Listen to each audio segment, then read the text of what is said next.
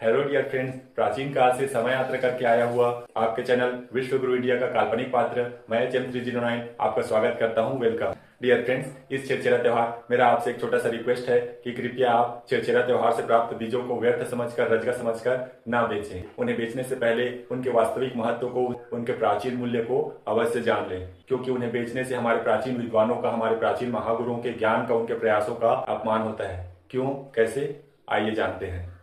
दरअसल एक ही फसल से प्राप्त बीजों को अगले साल और उनसे प्राप्त बीजों को अगले साल, इस प्रकार कई वर्षों तक लगातार उगाते रहने से फसल की ओज क्षमता में कमी आने लगती है, हाइब्रिड विगर में कमी आने लगती है, जिससे फसल रोगग्रस्त होने लगते हैं, बीमारग्रस्त होने लगते हैं और उनकी उत्पादक क्षमता भी कम हो जाती है। और इस समस्या के समाधान के लिए हमारे प्राचीन विद्वानों ने, हमारे प्राचीन महागुरुओं ने अपने अनुवांशिक समझ के आधार पर, अपने दर्शन के आधार पर समाधान निकाला कि अगर एक ही प्रजाति के अलग अलग जगहों से प्राप्त अलग अलग अनुवांशिक गुणों वाले बीजों को आपस में मिश्रित कर एक साथ एक ही जगह पर उगाया जाए तो उनसे उगने वाले पौधे बहुत ही पास पास होंगे, जिससे उनमें पर परागण की, क्रॉस पॉलिनेशन की संभावना बढ़ेगी और इस प्रकार उनकी हाइब्रिड विगर, ओज क्षमता भी बनी रहेगी। और इसे ही लोगों की आम बोलचाल की भाषा में एक बहुत ही लोकप्रिय कहानी के रूप में बताया गया कि संकरित बीज अर्थात भगवान शंकर को देवी प्रकोप समझे जाने वाले विभिन्न रोग अर्थात माता काली पार नहीं कर पाएंगी, अर्थात फसल कम बीमार होंगे और उत्पादकता बढ़ेगी, फलस्वरूप अकाल नहीं पड़ेगा और भुखमरी नहीं आएगी। और इसीलिए लोग फसल कटाई बिजाई के तुरंत बाद अगले साल उगाने हेतु बीजों को रखने से पहले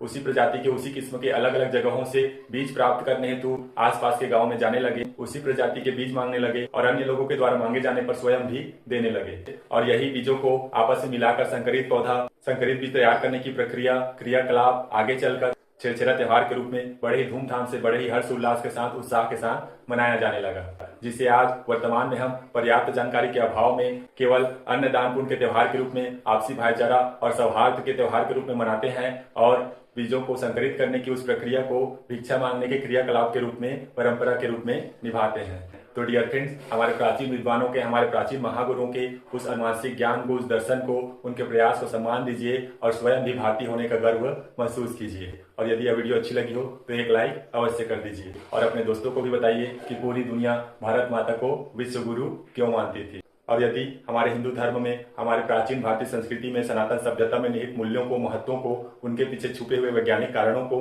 जानना चाहते हैं, समझना चाहते हैं तो इस चैनल को सब्सक्राइब अवश्य कर लीजिएगा। वीडियो में अंत तक बने रहने के लिए बहुत बहुत धन्यवाद। भारत माता की जय जय जय। विश्व गुरु इंडिया अमर रहे।